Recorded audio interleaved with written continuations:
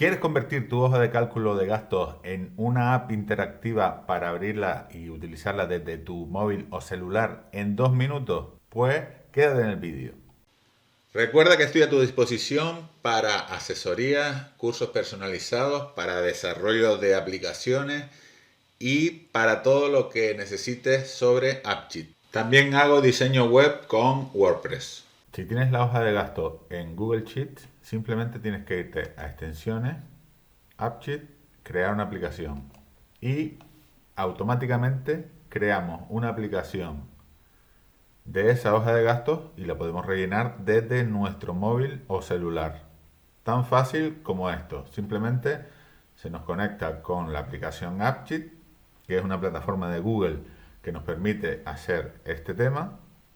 Y una vez que ya terminamos, simplemente nos tendríamos que ir a la tabla y ver si nos ha puesto los tipos de datos correctos. Que como ven, en fecha nos ha puesto date o fecha, hora, time, categoría, concepto, importe como nos lo ha puesto como decimal, podríamos poner mejor como tipo price. Y luego también podríamos tener una tabla de proveedores para relacionarla. Podríamos tener también una categoría en tipo, si lo ponemos como tipo enum, podríamos añadir unas categorías o simplemente tener una tabla de categorías. Y recuerda que puedes contactar conmigo para asesorías, cursos y desarrollos en AppCheet.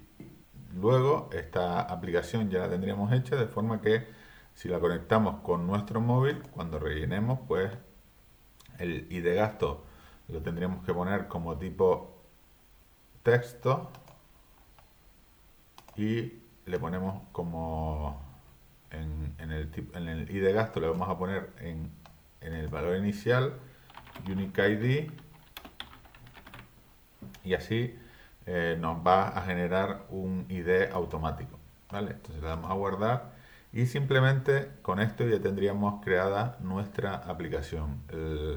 Simplemente rellenaríamos todos los datos, le daríamos a guardar y parece que el importe nos lo ha puesto como que es requerido, pero en este caso podemos rellenar algún importe cualquiera, por ejemplo 20, y le daríamos a guardar y ya tendríamos cada uno de los gastos. En este caso nos la ha ordenado por categoría. Si nos venimos aquí a categoría y le cambiamos por una de las categorías que ya tenemos, pues nos cambiaría, ¿vale? Y ya podríamos ir rellenando desde nuestro móvil, teléfono móvil o celular.